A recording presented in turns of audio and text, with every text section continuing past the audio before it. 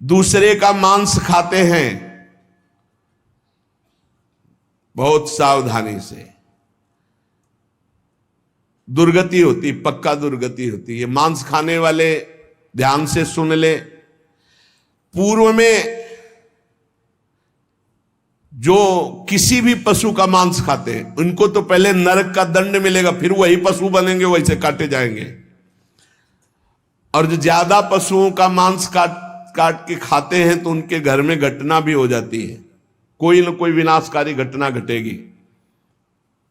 पूज्य श्री भाईजी महाराज हनुमान प्रसाद पोद्दार जी ने एक प्रसंग में बताया कि एक परिवार था जो बकरा और मुर्गी इनको घर में लाता और काट करके खाता। उनके 3 बालक थे, एक 4 महीने का था, एक 3-4 साल का था और एक 12 वर्ष का था। वो रोज देखता 12 वर्ष वाला कि ऐसे वो में कर रहा, उसको काट रहे हैं और फिर वो बनाया जाता, खाया जाता।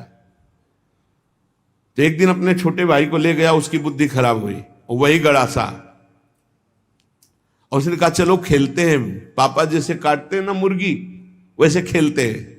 तो छोटा 3-4 साल का था, उसने हाँ छत में ले गया और चढ़ बैठा, जैसे वो चढ़ के बकरे के ऊपर मुर्गी के ऊपर, और बस वो काट डाला।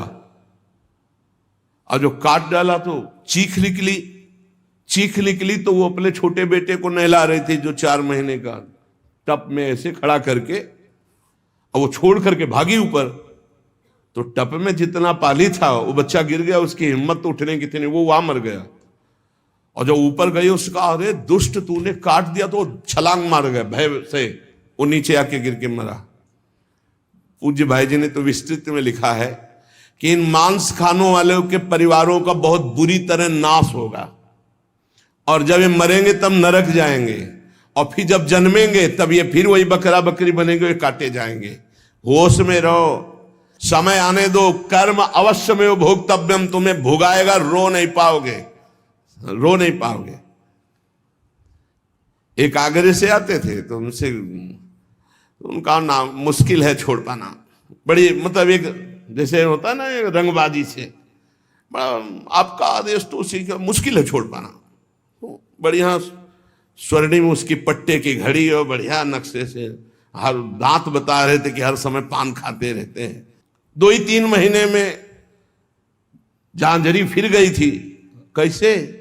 कैंसर डॉक्टर ने बता दिया, मुश्किल है अब छोड़ना, शरीर छूटेगा। मर गया,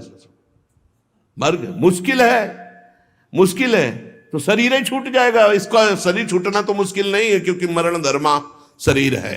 होश में पूरा परिवार नष्ट हो गया। जो यहां दूसरों के मांस को खाते हैं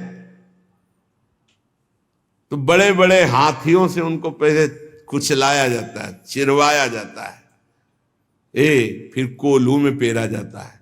बढ़िया आनंद लो। यहां जो कर रहे हो इसका बहुत लंबा हिसाब होगा। लोग सोचते हैं कि ये गप है, 5 मिनट में हिंसा की आजीवन कारावास, लाखों जुर्माना। तुम्हें यहीं से अनुमान लगा लो, यहां तो बहुत छोटा हिसाब किताब है, वो तो अनंत ब्रह्मांडों का हिसाब किताब है। आप विद्धास्तु यैर्वेदा वन्यास्य हिताग्नि भी ता इमे शैल श्रृंगाग्रात पात्यंदी धा पुनः पुनः। जो अपने पूर्वजों को पिंडदान नहीं देता, हवन नहीं करता, शास्त्र मर्यादा के अनुसार नहीं चलता, जो बिना पाणी ग्रहण किए व्यभिचार करता घूमता रहता है, ऐसों को बड़े बड़े ऊंचे पर्वत से नीचे खोपड़ी के बल फेंका जाता है। और जब नीचे गिरता है तो बड़ी बड़ी विषैली चींटियां चिपक जाती हैं और काटती है। अब और सावधानी की बात, जो पापी पुरुष के द्वारा दिया हुआ दान लेता है, स्वीकार करता है, पापी होश में ये रुपए की गड्डी नरक पहुंचा देगी। जो पापी पुरुषों द्वारा दिया हुआ दान लेते हैं चाहे वो यज्ञ कराने के लिए, चाहे वो किसी भी कार्य के लिए।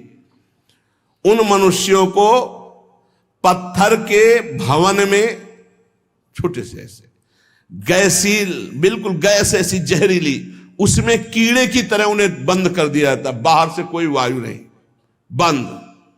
अब कितने हजार वर्ष, कितनी घबराहट है। अब सोचो, पत्थर के छोटे छोटे ऐसे भवन, उनमें गैस भरी हुई जहरीली, उसमें बंद कर दिया गया। दशांश लिया जाता धर्मात्मा पुरुष का, दशांश दान है धर्मात्मा पुरुष का, 100 मेहनत से कमाए। अब अगर तुम 10 रुपए दान कर दोगे तो बहुत बड़ी बात हो जाएगी। एक गरीब आदमी बड़ी मेहनत से अपना पेट पालता था, तो एक किसी व्यापारियों के संग में था। तो सब व्यापारी बड़े बड़े अपने अच्छे पदार्थ भोजन के, वो खिचड़ी लाया था घर से, कहीं यात्रा में था। उसका नाम भोला भी था। भोला एक किसान आदमी, तो अपनी थाल में रख के पानी भरने के लिए गया, इतने में कुत्ता आ गया। एक कुत्ता खा, वो दूर बैठ गया, कुत्ते को खा गया। सब व्यापारी उसका मजाक उड़ा रहे थे। फिर अपनी थाल ली, मांझ करके रख दिया, और जो जल था उसी को पी लिया। रास्ते में जा रहे थे, एक भयानक ब्रह्म राक्षस प्रकट हुआ। अलग अलग कोटि के प्रेत भी होते हैं, अब तो सबके होश उड़ गए। भोला एकदम सीधा आदमी था। ब्रह्म राक्षस ने कहा सबको मार देंगे हम व्यापारी। तो भोला ने कहा शुरुआत हमसे करो। तो उनका तुम्हारे ऊपर तो हाथ नहीं उठा सकते। क्यों?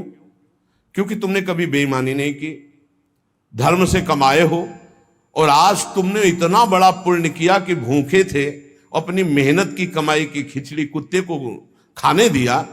अगर वो पुण्य मुझे दे दो तो मैं ब्रह्म राक्षस योनि से मुक्त हो जाऊं, किसी को नहीं दंड दूंगा। तो उसने कहा कैसे दे दूं? बोले संकल्प करो कि आज की खिचड़ी जो कुत्ते ने पाई, उसका जो पुण्य हुआ मैं तुम्हें देता हूं। मैं अभी मुक्त हो जाऊंगा, नहीं सबको मार दूंगा इन व्यापारियों को। धर्म की कमाई का छोटा सा भी दान वो भगवान की भी प्राप्ति करा सकता है। दशांश धर्म के दान को कहा गया है, मेहनत की कमाई का फिर दशांश दान कहा गया। पाप कहीं दान नहीं होता, पाप कहीं दान नहीं होता। उसका विधान फिर ब्रह्म ऋषि बताते हैं कि आज तक किया, अब कभी पाप नहीं करेंगे, अब क्या करें, तो फिर उसका विधान वो बता देते हैं। ऐसा नहीं कि पाप करते जाओ, दशांश देते जाओ तो बुद्धि भ्रष्ट होती चली जाएगी। जो ये बहुत बड़ा अपराध है, उपकार करने वाले का अपकार कर देता है। कृतज्ञता, कृतज्ञ होना चाहिए। आपके लिए किसी ने उपकार किया, आपको आपका हित किया, आपके संकट में सहयोग किया, तो जीवन भर वो जब दृष्टि में आ जाए तो थोड़ा कृतज्ञ होना चाहिए। ऐसा नहीं कि उसका अपकार कर दो। जैसे गुरुदेव ने मंत्र दिया, उपासना दी, तुम्हारा उपकार किया। खोटी बुद्धि वाला जो कृतज्ञ नहीं रहता, उसको यहां तप्त कुंभ नामक नरक में गिराया जाता है। ये बहुत दुख देने वाला है, ताप ही ताप। और इसमें 80 पत्रवन नरक में जैसे तलवारें हैं, ऐसे किनारे किनारे तलवारें हैं।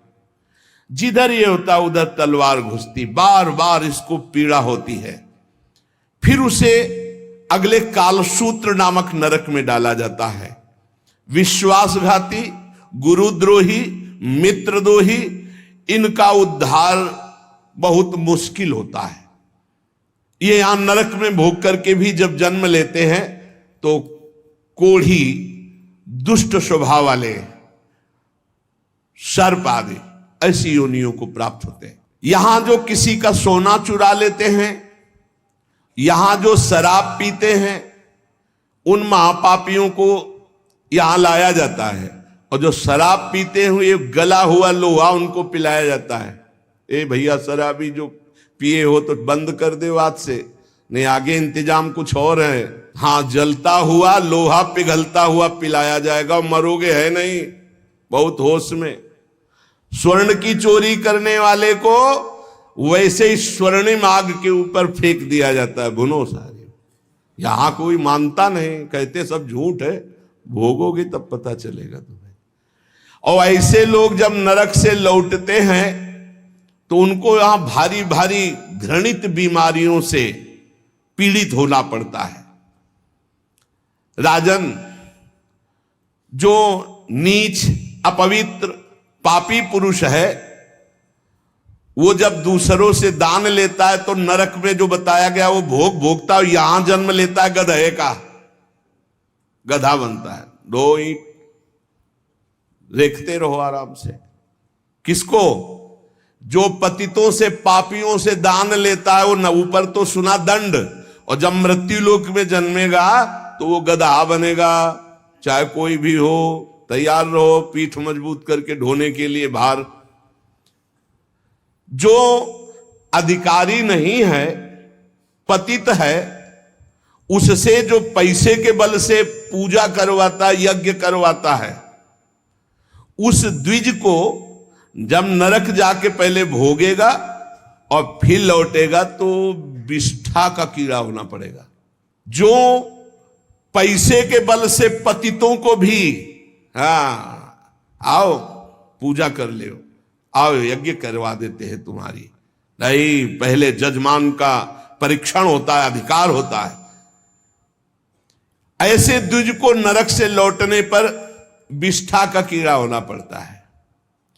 जो अपने गुरुदेव के साथ छल करता है, अहंकार करता है, कपट करता है, उसे पागल कुत्ते की योनि मिलती है। उसे नरक भोगने के बाद पागल कुत्ते की योनि मिलती है।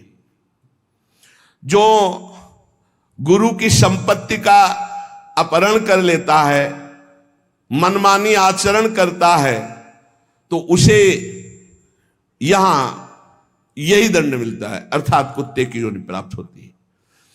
जो अपने माता पिता वयोवृद्ध का अपमान करता है, कटुवचन करता है, उसे यहां पक्षी की योनि प्राप्त होती है, जो बीमार रहता है हर समय, पक्षी, कष्ट से युक्त पक्षी की योनि। जो अपनी भाई की स्त्री का गलत भाव, तो वो कछुए की योनि प्राप्त होता है, बड़ा कष्ट में जीवन उसका व्यतीत होता है। जो यहां अपने मालिक के साथ दगाबाजी कर देता है, वो बंदर की योनि को प्राप्त होता है। जो दूसरे की धरोहर हड़प लेता है तो नरक भोगने के बाद वो नाली में कीड़ा बन करके रेंगता है। जो दूसरों के दोष देखता रहता है, वो नरक भोगने के बाद यहां अंधा पैदा होता है, आंखों से अंधा पैदा होता है। जो अपने मित्र या अपने प्रियजनों के साथ विश्वासघात करता है, वो मछली की योनि हजारों बार जन्म लेता है। जो मनुष्य यहां जौ, तिल, धान, अन्न इसकी चोरी करता है या अनाज के खेतों में आग लगा देता है, वो नरक भोगने के बाद यहां नेवला और चूहे की योनि प्राप्त करता है। जो पराई स्त्री के साथ संभोग करता है, उसको नरक भोगने के बाद यहां भेड़िया बनाया जाता है। जो पराये पुरुष के साथ संभोग करते हैं, वो वहां नरक भोगने के बाद यहां कुतिया की योनि प्राप्त होती है। कुत्ता, सियार, बगुला, गिद्ध, सांप, कौआ, इन योनियों में क्रम से जाता है जो पराई स्त्री और पराये पुरुष के साथ संभोग करता है। इसे मनोरंजन मत समझो, खिलवाड़ मत समझो। जो खोटी बुद्धि वाला पुरुष अपने बड़े भाई की पत्नी, जो मां के समान है, उसके साथ बलात्कार करता है, वो नरक भोगने के बाद कामी, नाना प्रकार से बीमार पशु योनियों को प्राप्त होता है। कई प्रकार के कष्टों से उसका जीवन युक्त है।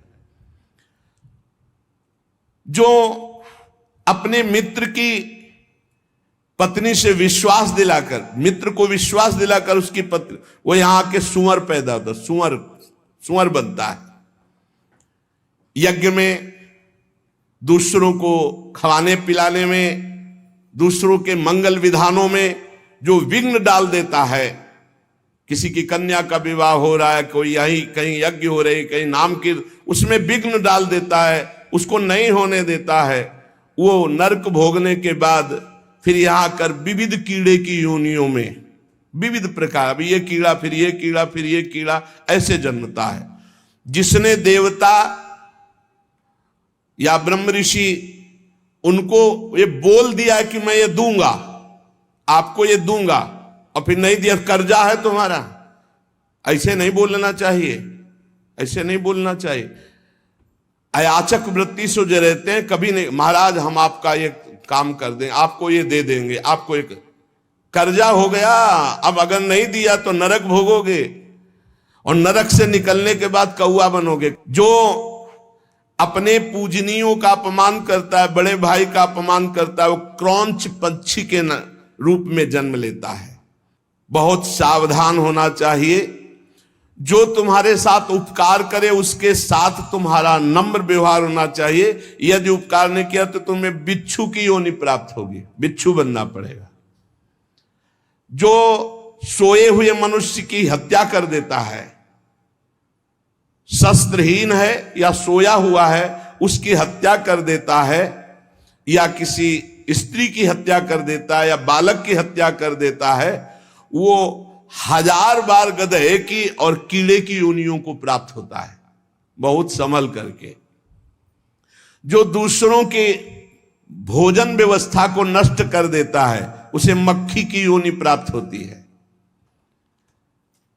अन्न चुराने वाला बिल्ली की योनि, घृत आदि चुराने वाला चूहे की योनि, जो दूसरे के अर्थ की चोरी करता है सर्प की योनि, दूध वाले पशु या दूध आदि चुराने वाले बगुले की योनि।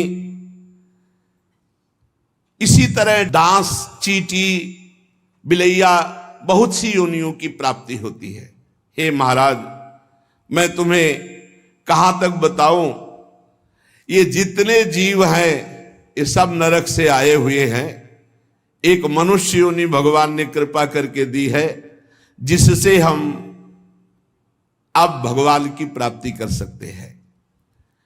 जब कोई जैसे कर्म करता है उसको दंड मिलता है। तो सुमति जी ने कहा पूरे जीवन का पता कैसे चलता है?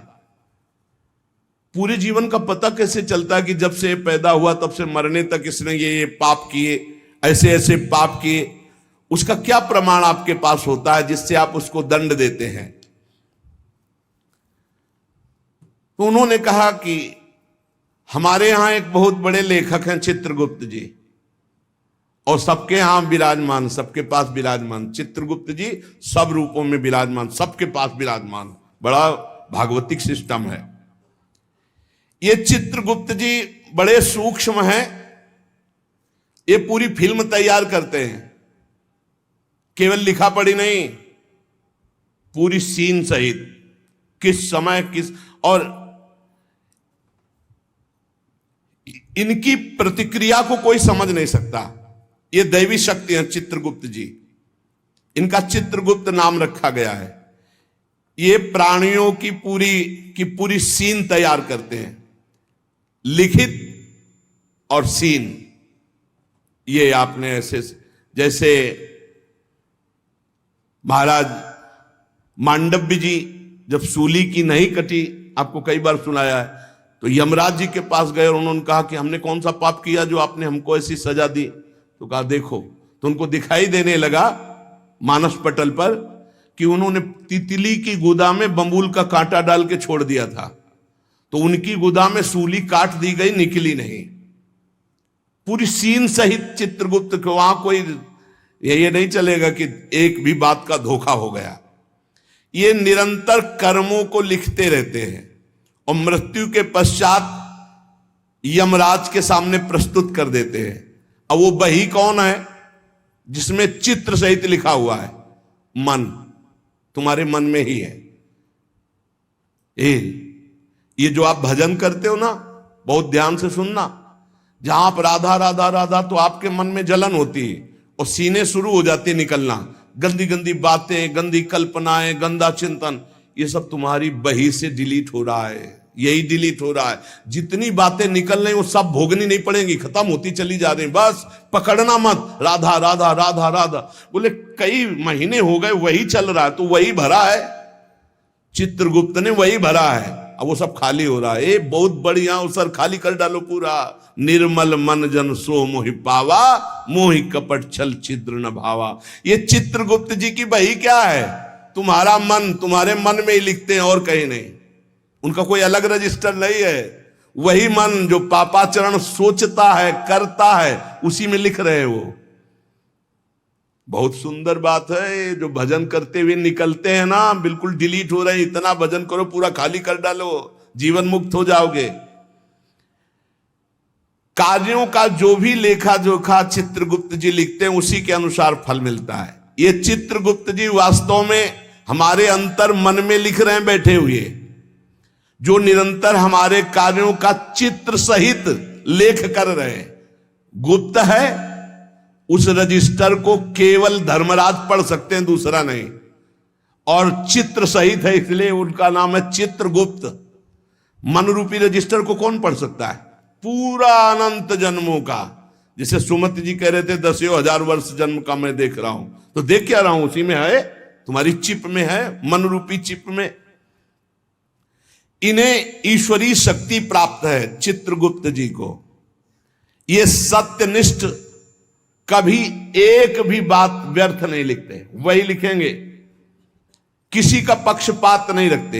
ये निष्पक्ष हर कार्य भागवती की ईश्वरीय शक्ति से सुरक्षित होकर लिखते रहते हैं। और उस लेखन को, उस घटना को जैसी हुई है, चित्र सहित अंकित कर देते, चित्र सहित। कोई चित्रगुप्त की लिखी हुई बात में परिवर्तन नहीं हो सकता। तर्क वितर्क, झूठ, किसी भी तरह की अन्य घूस व्यवस्था चित्रगुप्त से नहीं चलती, क्योंकि वो गुप्त है। वो गुप्त है तो कोई तुमसे परिचय नहीं है, और लिख हो ही रहे बैठे। और उनको कभी शिथिलता नहीं होती कि अब रात्रि हो गई, ये सो रहा है, अभी क्या लिखना। नहीं, सोते समय भी तुम्हारी क्या हरकत थी, क्या चिंतन था, क्या था, सब लिखा जाता है, रात दिन का। बाहरी तो पुण्यों को बढ़ा चढ़ा कर दिखाया जाता है, परंतु चित्रगुप्त जी आंतरिक बात लिखते हैं। जैसे आपने बाहरी 1,00,000 रुपए अमुक ने दान किए, और आपका उद्देश्य था कि मेरा नाम हो जाए, तो वहां लिखा जाएगा व्यर्थ दान, 1,00,000 रुपए का, इसका कोई फल नहीं, क्योंकि समाज में तालियां और वाहवाही सुन ली है। चित्रगुप्त जी ने लिख दिया, कुछ लाभ नहीं मिला। और 1,00,000 रुपए ऐसे कि कोई जान नहीं पाया, और साधु सेवा, भगवत सेवा, गौ सेवा चुपचाप, किसी ने नहीं जाना। अब वो लिख दिया गया, ये दान इनका सार्थक है। अरे बहुत नाटक होते डोनेशन लेने के, बहुत नाटक होते। गुप्त दान होगा तो चित्रगुप्त लिखेंगे, नहीं तो जीरो, कोई उसका फल नहीं है। ये जो यश कीर्ति माइक से और जो छपवा देते हैं ना, पेपर में भी निकलवा देते हैं, अब जितने पढ़े वो सब डिलीट होता चला गया उनका पुण्य। यही तो नहीं समझ रहे। यहां जो अधिकार पदों में हैं, जो घूस लेते हैं, वो सब लिखा जा रहा है। ये न समझो कोई है बड़ा अधिकारी, वो ऐसी जगह गिरा के तुम्हें फंसा देगा कि फिर तुम्हारा अधिकार काम नहीं चलेगा। असंख्य क्रियाओं को 1 सेकंड में लिपिबद्ध चित्र सहित कर देते हैं, इतनी बड़ी सामर्थ्य है। असंख्य क्रियाओं को, असंख्य, कितने जीव हैं, असंख्य क्रियाओं को 1 सेकंड में चित्र सहित लिख देते हैं, पूरी सीन सहित। प्राकृतिक यंत्रों के द्वारा इनकी लेखनी नहीं जानी जा सकती। दिव्य पुरुष जो सिद्ध है, भगवत प्राप्त, वही समझ सकता है। चित्रगुप्त के खींचे हुए चित्र बड़े सूक्ष्म होते हैं, और ये हजारों लाखों जन्मों तक मिटेंगे नहीं, तुम्हारे मन में ही है। चित्रगुप्त के दरबार में स्थूल क्रिया तुम क्या कर रहे हो इसका महत्व नहीं है, भावना को, वो क्रिया कैसी भावना से वो लिखी जाती है। वहां सूक्ष्म भावनाओं से जो संकल्प बना क्रिया का, वो लिखा जाता है। गुप्त मन में एक भाग में ये लिखा पड़ी होती है, एक भाग में क्रिया का संकल्प बनता रहता है। दान, यश, कीर्ति, तपस्या, अगर ये बाहरी दिखावे के लिए है तो जीरो, वहां लिख दिया जाता है। बहुत सावधानी की जरूरत है। परमार्थ भावना से यदि कर रहे हो तो उसका फल मिलेगा, और दिखावा की भावना से कर रहे तो उसका फल नहीं मिलेगा। दिखावे की भावना वाली बात में 0 लिख देते हैं चित्रगुप्त जी। ये सत्संग है बिल्कुल सुधार के लिए। धर्म प्रचारक स्वार्थ की वासना तो परिणाम 0।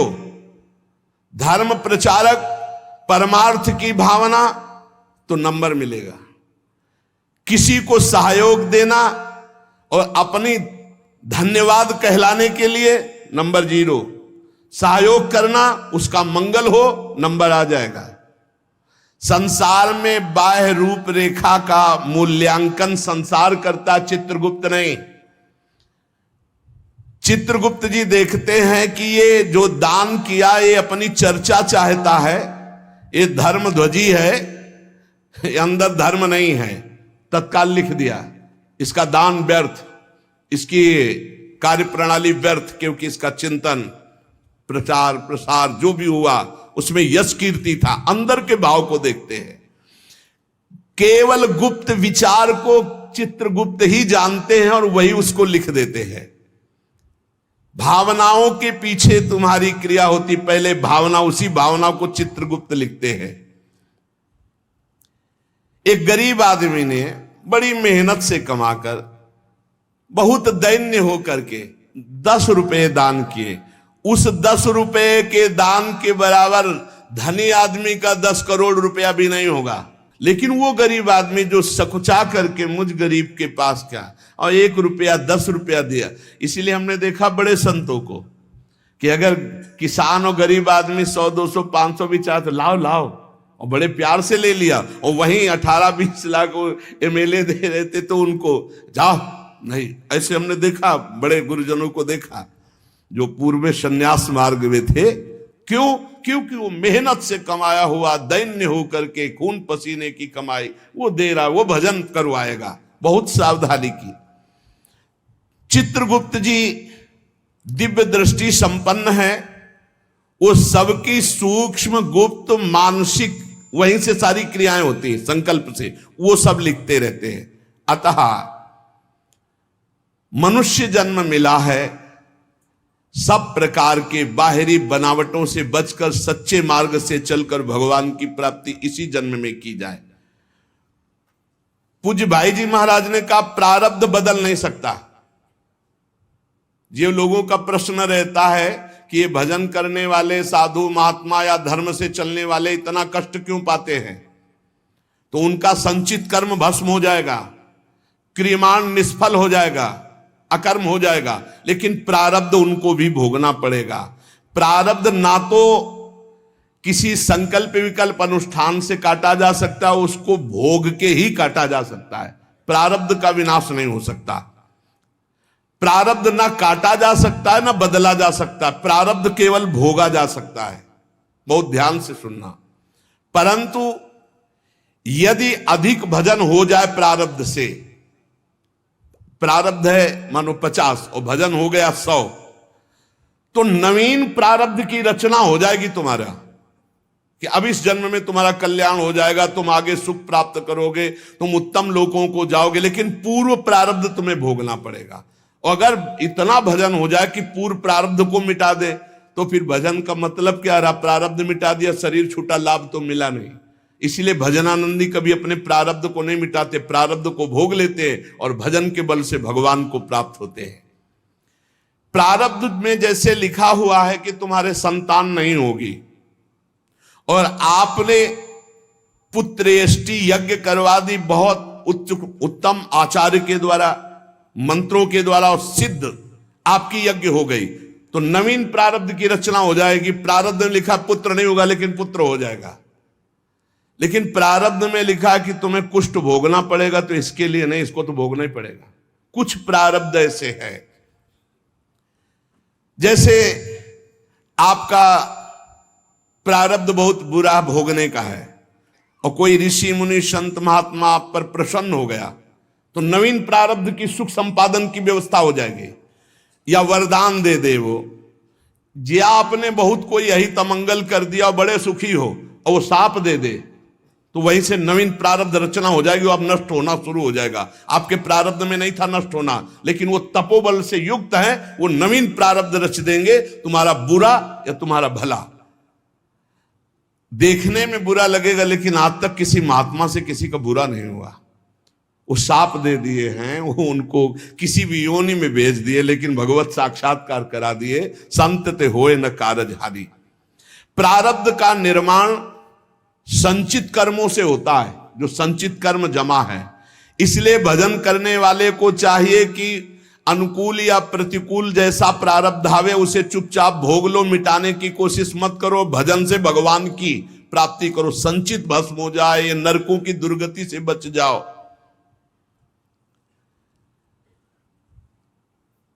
भगवान के मार्ग में चलने से संपूर्ण पाप और नारकी गतियां नष्ट हो जाती हैं, बिल्कुल सिद्ध बात है। नाम संकीर्तनम यस्य सर्व पाप प्रणाशनम। ये जो आज आपने सारी चर्चा सुनी, इस चर्चा में जितने दंड विधान सब पे पोछा लग जाएगा यदि राधा राधा राधा कृष्ण कृष्ण कृष्ण हरि हरि जपोगे। इसीलिए हम हर प्रश्न का उत्तर नाम देते, नाम, क्योंकि नाम के समान नाम है। इससे बड़ा कोई साधना नहीं, इससे बड़ा कोई दान नहीं। बस बचते रहो, कहीं कोई ऐसा कर्म न बन जाए जो तत्काल तुम्हारे प्रारब्ध को बदल दे और बुरा प्रारब्ध ले आवे। साधु अवज्ञा तुरत भवानी, कर कल्याण अखिल के हानि। साधु वैष्णव भगवत भजनानंदी जनों से थोड़ा डर के रहो कि कहीं इनके दिल को हमारा वचन, हमारी चेष्टा दुखद ना हो जाए, कहीं कोई हम इनकी निंदा न कर बैठे, कहीं कि इनका अपराध। साधु एकमात्र ऐसा है, वैष्णव साधु भगवत भजन करने वाला, कि तुम्हारे सारे सुकृतों को एक पल में नष्ट कर सकता है। भक्तन निंदा अति बुरी भूल करे जिन कोय, किए सुकृत बहु जन्म के छिन में दारे खोए। भगवान का नाम कीर्तन, भगवान की कथा में बड़ी अपार सामर्थ्य है। एक भयंकर प्रेत एक कथावाचक कथा करके जा रहे थे, तो रास्ते में भयंकर प्रेत प्रकट हो गया। बार बार इधर उधर उधर प्रकट होता। कई बार घटना ऐसी देखी है, आंखों देखी है। वो तभी समझ में आता प्रेत है जब कभी इधर कभी इधर, कभी सामने कभी पीछे कभी आगे। अब वो तो एक पूर्व के समय में था, तो एक हाथ में लालटेन थी संध्या के समय, एक हाथ में पोथी थी भागवत की। अब वो छू सकता नहीं था, बार बार भयावह रूप रखता। उन्होंने कहा कि हमें लग गया है पता कि आप अधोगति को प्राप्त कोई जीव हो, प्रेत योनि को प्राप्त हो। थोड़ा तो डर लग रहा है हमें, पर हमें तुम छू नहीं सकते हो, क्योंकि मैं नाम जपता हूं, मेरे साथ भागवत है। प्रेत ने आए समीप आकर कहा कि डर नहीं लग रहा तो अब मैं तुमसे बात करता हूं। मैं तुम्हें तंग करने नहीं आया। और रोने लगा। मैं अपना उद्धार कराने आया हूं। तुम पिता के समान हो, जो नाम जप करता है, भगवत चर्चा करता है, वो सारे चराचर को पुत्र के समान प्यार करता है। मैं भी तो आपका पुत्र हूं। मैं दुर्गति को प्राप्त हो गया हूं। आज तक मुझे ऐसा कोई दिखाई नहीं दिया जिससे मेरा कल्याण होता। आज आप दिखाई दिए जिससे मेरा कल्याण होगा। मैं बुढ़वा नाम का प्रेत हूं, जो पानी में ही रहता हूं पर पानी नहीं पी सकता हूं। बड़ी दुर्गति होती है। इसी तालाब में रहता हूं, रास्ते से निकलने वालों को देखता रहता हूं कि कोई ऐसा निकले जो मेरा उद्धार कर दे। मैंने कभी किसी का प्रेत योनि में कुछ नहीं बिगाड़ा है, परंतु अब मेरा चैन हट गया। अब बहुत व्यथा, बहुत कष्ट हो रहा है। हरिनाम या हरि कथा दो से ही मेरा उद्धार हो सकता है। और रो रो करके दूर से ऐसे गिर पड़ा चरणों में। तो उन्होंने कहा अगर ऐसी बात है तो आज आप चैन से जहां चाहो रह लो। कल से मैं अपने घर में आपको निमंत्रण देता हूं आना, और घर में ही हम 7 दिन भगवान की कथा कहेंगे, तुम्हारा कल्याण हो जाएगा। और हर कथा की शाम को नाम कीर्तन तुम्हारे लिए करेंगे। पंडित जी ने उसके प्रारब्ध को नष्ट कर दिया।